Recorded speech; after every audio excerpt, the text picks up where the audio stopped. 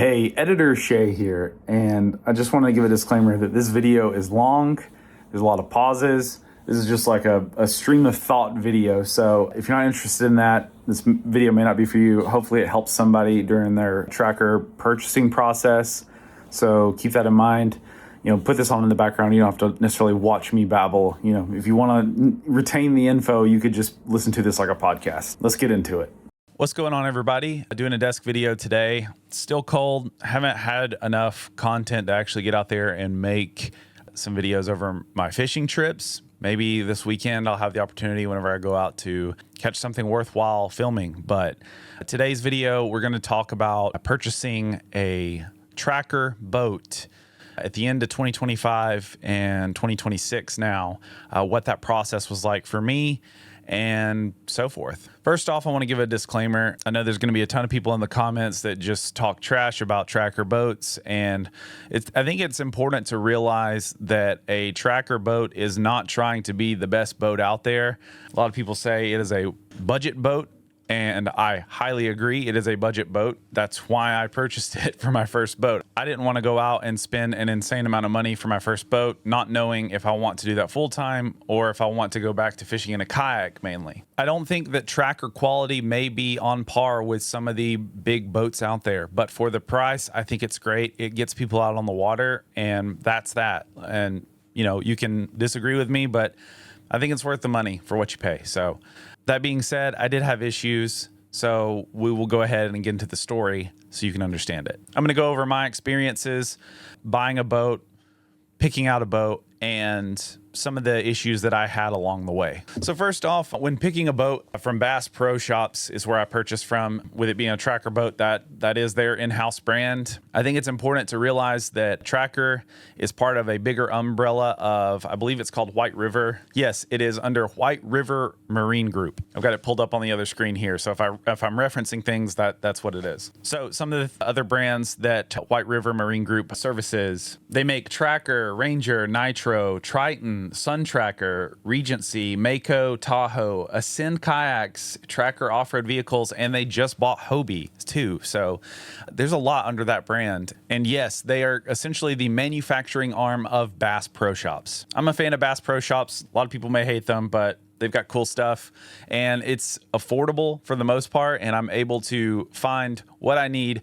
It is a good big box retailer, I guess you could say. So when searching for a boat, you can go to bassproshops.com and start looking at the different models they have. But what you'll find is kind of a overview of the boats per se, not necessarily what inventory actually looks like. So when you are actually looking at the different types of boats, I recommend going to whatever brand you're looking for. So in my case, I was looking at Tracker, and understanding what type of boat you want, whether you want a bass boat, a deep V, whatever. I was looking at a deep V boat. I fish mainly on Lake Lanier, and I wanted something that had a smooth ride.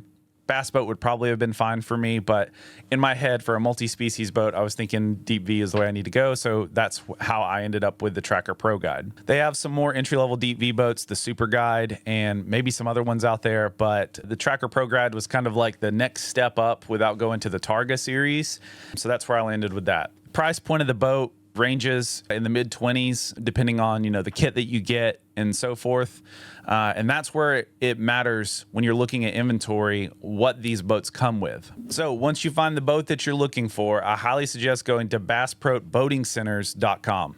I'm going to cut away and show you that website really quick. So you can see this looks a little different than your standard Bass Pro website, and that's because it's going to show you inventory for specific boats in specific areas. I shopped from the Ackworth, Georgia location. That's kind of closest to me, so that's the one that I ended up purchasing from. Well, I didn't actually purchase from them, long story, but that is the one that I was searching through. So what you can do is shop by location, shop by brand. So I'm going to actually show you if I'm looking for a Tracker Pro within 100 miles, and then I'm just going to put in their zip code here, which their zip code is 30101.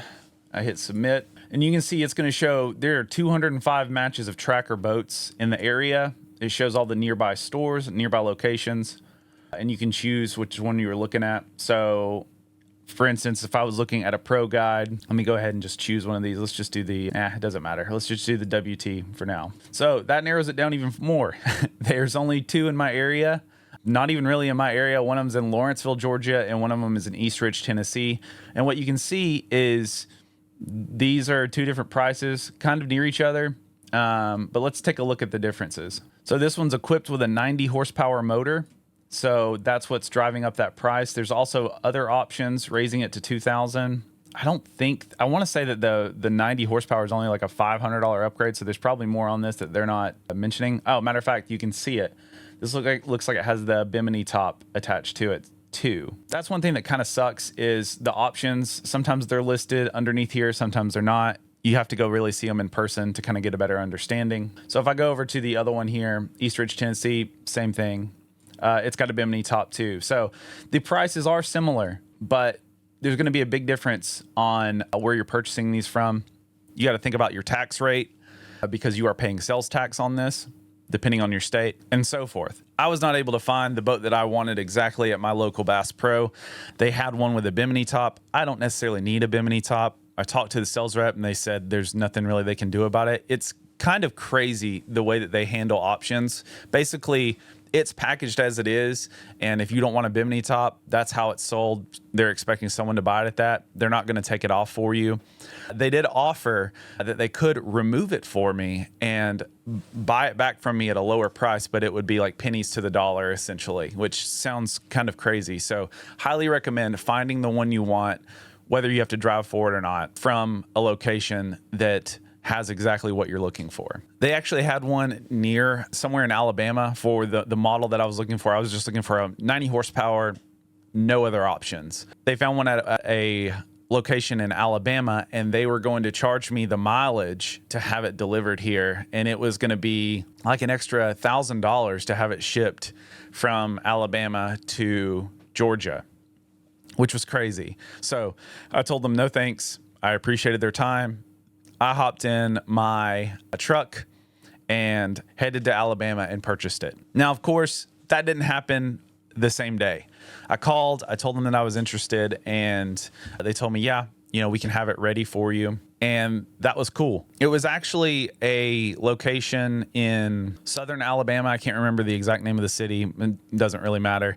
But they actually had the boat wrapped and still in the, they hadn't assembled it yet. So that was kind of cool. It hadn't been sitting out on the lot, which I knew the one that I was looking at in Ackworth, Georgia, it had been sitting out there for at least 3 to 4 months in the sun, in the rain, not covered. And, I'm sure that the boat could have handled it, but if I could get one that was not sitting out on a lot for an extended period of time, that would have been awesome. So they actually had it on their lot in Alabama for not even a few weeks, and it was covered, which was nice. And they actually started assembling it when I told them I was interested in it.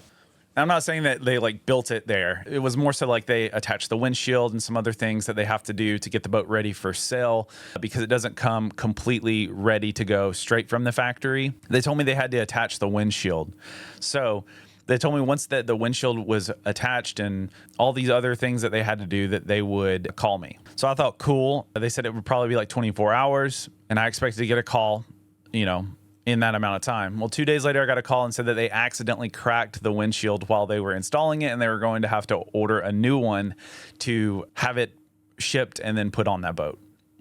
That was fine. I waited. Took about an extra 4 to 5 days. So about a week after, I went and started that process of purchasing the boat. Once I got there, it looked great, looked awesome. It actually had, one thing that wasn't mentioned on the website was it actually had the woven floors, which was an upgrade from the carpeted floor. So I actually really liked that. But it's just an example of something that I wouldn't even have known of until I got there in person because it wasn't listed on the website. But it was part of the price. It was built into the price. They did put it into the price on the website, but it wasn't listed. So once I got there, I didn't actually take out a loan on this or anything. I just paid cash, which was the most amount that I had paid out of pocket for something in quite some time. But I'd been saving for a boat. I knew I wanted to get a boat. So that's just the route I took. So I can't can't necessarily speak to the financing options, but I can speak to one offer that I took advantage of. While I was going to pay completely cash, I had the option with the Bass Pro credit card. They were offering something towards the end of the year. It was like a year-end deal to where you could finance anything over $500, including boats, on the credit card, and it was 0% interest for 12 months. So I took advantage of that. I went ahead and maxed out that credit card because I don't really use that credit card anyways, with as much as my limit would allow. So that allowed me to maintain a little bit still back in my pocket and then just pay it off over the next year, which is super awesome. I'm thinking since I didn't have to finance, that my buying process was a lot quicker. It's not like buying a car. Well, kind of is as far as like filling out the paperwork, but since I wasn't taking out a loan, I had a lot less paperwork that I had to sign. So a lot of the time that I spent there was actually just signing paperwork to get it all in my name, and then actually making the payment, and then actually going and getting a rundown of the way the boat works. Since this was my first boat, they showed me, how to maintain the motor, how to adjust the trim, how to crank it, how to use the fish finder, and so forth. They were super knowledgeable and very nice to work with. I have nothing but good things to say about the people in Alabama at that Bass Pro Shops. But I did run into some issues once I got it back to Georgia and I got it out on the water for the first time. We took off and I knew I had to do a break-in period on the motor. So we headed towards, the main part of the lake. And, after about being in the water 20 minutes or so, I went ahead and flipped on the bilge pump because I knew that was something that I needed to check to see if there was any leaks or anything. After being on the water for about 20 minutes to 40 minutes or so, I did have a little bit of water come out, and I was like, oh, that's weird. Maybe, I took some in because, I know you need to like drive forward. So the wake of what was behind you doesn't, end up in the boat. I was like, maybe that's what happened. So I didn't think too much of it. So we started fishing and spent another probably hour out there. And, over that amount of time, I was still using the bilge pump, and it was just more and more coming out. It was crazy. I didn't know what was going on. So that worried me a little bit. I know that there's essentially a little bit of water that can get in the boat, but the amount that it was bilging was a lot. So I'm going to fast forward a little bit. I took it out a couple more times and was still having the same issue. And that's when I decided I needed to call somebody because the amount of water that it was taking on was an insane amount. Here's a clip of me at the boat ramp taking out the boat plug, and you can see the amount of water that was coming out of this thing. I've already bilged it once. So I made a scheduled appointment at my nearest Bass Pro Shop. That is one perk of purchasing from a tracker brand is, a service center is a Bass Pro Shop. So I could just take it to a Bass Pro Shops and they could take a look at it. May not be the best price. Luckily, this was something covered, so I didn't have to pay for it. I showed them the video, and they were kind of blown away by the amount of water that I was taking on for it to be a boat that is less than 2 weeks old, and they decided they needed to take it and run some tests and try to figure out where this leak was coming from. So after about a day or two, they got back to me, and they said that they had found that the motor plate and where the transom bolts connect to it, none of that was sealed. There was no silicone around the boat at all on the back end. So it was just pouring in water back there. And that had me very concerned. I was starting to think, what the hell have I purchased? Is this, is the horror stories true about Tracker? And I have to say that the quality control coming off the factory line, that is insane. That's something I had to worry about. I went on some Facebook groups for the Tracker Pro Guide. And a lot of other people with 2026 models were reporting the same issue. So these boats aren't perfect, I would say, straight from factory. It's you gotta check to make sure everything's okay. And this may be something that happens with other boat brands. I'm just talking about specifically my issue and the boat brand that I chose, which was Tracker. So they did end up putting silicone around the boats. I will say I'm not necessarily happy with the way that they applied the silicone. I think it was a little overkill and kind of looked a little shoddy. So you can see they added silicone down here. I'll be honest though, I was looking at the bottom and I don't see any down there. So I don't know if they added any down on the bottom or not. So who knows? We'll see. See all that. But I'm looking for something that I can use as a tool. It doesn't necessarily have to look completely perfect. I just wanted to make sure there was no water coming in to that boat anymore. And I will say, they fixed it on the first try. They had it for about 5 days in total and got the issue resolved. I've taken it out on the water multiple times since then, and it's been perfectly fine. So after taking it out on the water for a few times, I realized there was definitely some upgrades I wanted to make. I wanted to add LiveScope to the front, so I got all the stuff off my kayak that I wanted to apply to the boat, my graph to the front of the bow, I wanted to upgrade the trolling motor on the front from a 42-pound thrust to a 80-pound thrust with spot lock. And I wanted to update the fish finder that was on the helm or the side console. I was actually surprised at how crappy the fish finder was that they had put on it. But of course, for the price, I couldn't really expect much. It was just like this tiny 4-inch depth finder. That's literally all you could really use it for, was for depth finding and finding out the temperature. I wouldn't necessarily say that the Garmin Striker 4 is something I would use for trying to find fish. I'm sure some people would find it more than enough, but I just wanted a bigger screen to have that easier navigation. And I wanted something with mapping. And so I went with a 93 SV and they installed that for me. Here's where it got a little interesting. When I called, well, let me say, I was trying to install this myself, took off the side console, the back of it, saw the wires, and was like, all right, I could probably figure this out, but I don't want to screw this boat up. I'm not a professional, and I want it done professionally, so I don't have to worry about messing up a boat that I just purchased. So I ended up calling Bass Pro and asked them if they could do the install for me, and they gave me a quote. And of course, it's hard to give a quote over the phone. So, I told them I wanted to get the trolling motor installed. I wanted to change out the batteries to lithium batteries for the trolling motor and add LiveScope to the bow and add a graph, or change the graph on the side console. And so they gave me a rough estimate. They said on the high side, it should be around $1,500. And I was like, okay, that's a lot, but it is what it is. At the end of the day, what's another $1,500 for a $30,000 boat at this point? Closer to $35,000 with the amount of upgrades that I did to it. I'm quickly realizing at this point that owning a boat and fishing at the level that I'm trying to fish at is more of a expensive hobby than I expected it to be. So I go and drop off the boat with everything that I had that I wanted installed. They actually had a tech come out and talk through all the upgrades I wanted to do, how I wanted the graph mounted and everything. They spent a good 20 minutes with me making sure that they wrote down like everything that I wanted and how I wanted it done. They offered me some good tips on where to place the LiveScope and so forth. So it went well, and I felt really good about dropping it off.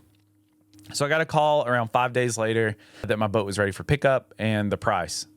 They said it was going to be $2,500, which kind of blew my mind, an extra $1,000 over what I was originally quoted. And that was on the high side what they originally quoted me for. So I was like, okay, I have some questions, why it costs so much, but we can discuss that when I get there. And so I got there, and the tech that I had worked with, told me everything he did. And I was like, man, this is awesome. You did a great job. He did. He blew it out of the park. Super nice guy. And I was like, well, why does this cost so much? And he was even kind of blew away by the price that I was quoted, but he didn't question. He's like, that's not my department. Just cutting back in to say as well, the person that did the silicone and all that, I don't think was the same person that did the install of all the extra stuff. That guy was awesome. The silicone wasn't awesome. The scratching of my motor probably was not awesome, but I don't know who did that. And I hope I don't get that person again if I ever have to get stuff done. But yeah, definitely the guy that did the install of all my other things, that sat down with me and talked through everything. He was great. Good job. So when I went to go pay, he went up there and was like, hey, I had a question about some of the stuff that was listed here on the line items and, so forth. And they started talking to him about it. And they're like, well, that's the price. This is the amount of hours we have to charge you for how much it costs to do this. And I started looking, and it was like 2 to 3 hours worth of installing batteries. And while maybe that was the case, I don't know. I just found like, running a 10-foot cable, maybe, that I had even supplied you from the bow to, the hatch. How was that 2 hours worth of work, 3 hours worth of work? Whatever. At that point, I was over it. And their fee is like $150 an hour, so it adds up really quickly. And altogether, it was like 13 hours worth of work that it was. So we were nearly at like 12 grand just in labor hours, not including. I did add. They had to charge me for an extra battery tray and a phone mount that they were going to add for me. So altogether, it ended up being like $2,500. And after complaining about it, I wasn't even really complaining. I was just like, I just don't understand how this is adding up to this. This is it seems like a lot of time for what little we did, especially when I was quoted $1,500 or less. And they started trying to find ways that they could assist me, and they got it down to $2,300. So they knocked off $200.